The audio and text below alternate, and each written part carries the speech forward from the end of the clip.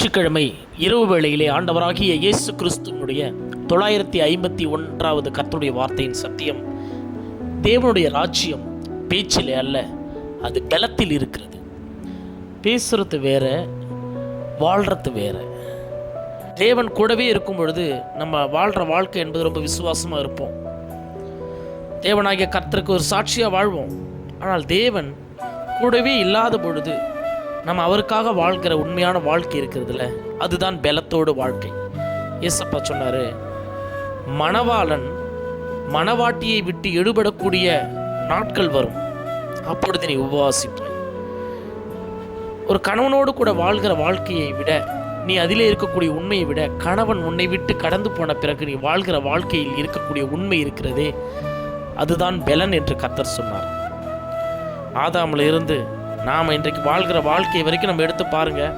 கர்த்தர் கூட இருக்கப்படும் பொழுது இயேசு கிறிஸ்துவை அன்றைக்கு விசுவாசித்தார்கள். தேவனாகிய கர்த்தர் இஸ்ரவேல் ஜனங்கள் 40 வருஷம் வனாந்தரத்தில் வாழ்க்கை நடத்தினாங்க. அன்றாடம் தேவனாகிய கர்த்தருடைய அற்புதத்தையும் அதிசயத்தையும் கண்ணால் பார்க்கப்படும் பொழுதே அவங்களால ஒரு விசுவாசமாக இருக்க முடியல.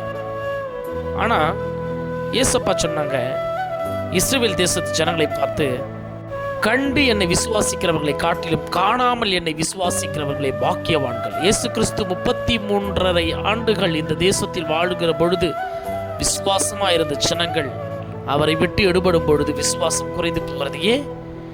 ஏன்னா அவர் கூட இருக்கப்படும் பொழுது வாழ்கிற வாழ்க்கை என்பது எல்லாரையும் வாழ்ந்துட முடியும். 12 சீஷர்களும் இயேசு கிறிஸ்து கூடவே இருக்கப்படும் பொழுது சொன்னாங்க, எந்த சூழ்நிலை வந்தாலும் நான் உங்களை விட்டு விலக மாட்டேன், பின்வாங்க மாட்டேன்னு சொன்னாங்க.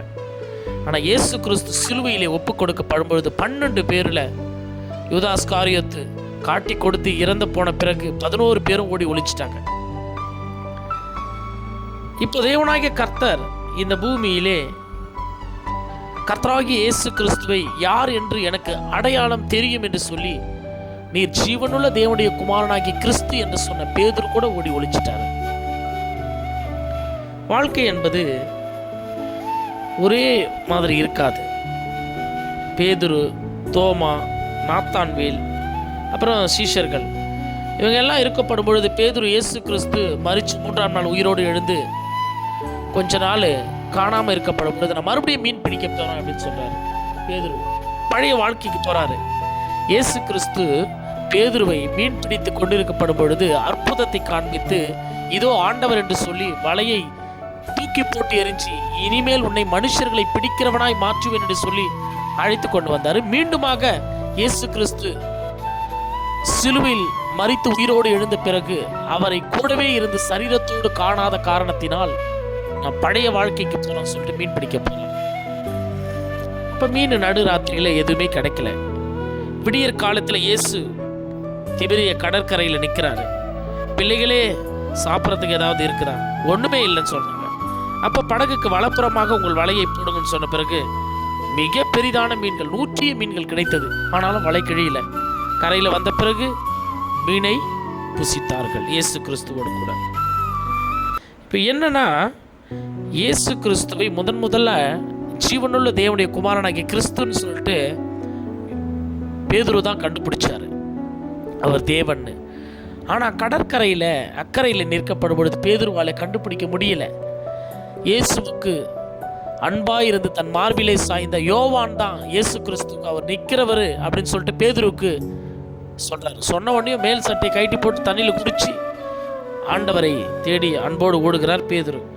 ஆகவே முக்கியமானது என்னன்னு பார்த்தீங்கன்னா, இன்னைக்கு சப்ஜெக்ட் என்னன்னா, பீச்சிலே வாழ்ந்த வாழ்க்கையை விட பலத்திலே வாழும் பொழுது பேதுரு இயேசு கிறிஸ்துக்கு தன்னுடைய மரணத்தை அர்ப்பணித்தார். அதான் ஏசப்பா சொல்லிட்டு சொன்னார் தீர்க்க தரிசனமா, நீ இளவயது உள்ளவனாய் இருக்கப்படும் பொழுது உன் இஷ்டத்துக்கு நீ போன, ஆனால் நீ முதிர் வயது உள்ளவனாகும் பொழுது உன் கையை நீட்டுவாய், வேறொருவன் வந்து உன் அறையை கட்டி உனக்கு இஷ்டமில்லாத இடத்திற்கு உன்னை கூட்டிக் கொண்டு போவான்.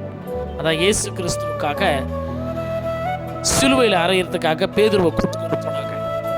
பேதுரு சொன்னாரு, அன்றைக்கு பார்த்து பயந்து ஓடிய பேச்சிலே நான் இருப்பேன் என்று சொன்ன பேதுரு அங்க கிடையாது. இங்க சொல்றாரு, பலத்திலே இயேசு கிறிஸ்து பரிசுத்த தேவன், அவரை சிலுவையில் அறைந்துங்க, நான் பாவியான மனுஷன், என்னை தலைகீழாக சிலுவையில் அறைந்து சாகடிங்கள் என்று சொன்னார். இதான் பலத்தில் வாழ்ந்தவர். ஆகையால் ஆண்டவராகிய இயேசு கிறிஸ்துவுக்கு பலத்தோடு வாழ்கிறதற்கு நாம் முயற்சி செய்வோம்.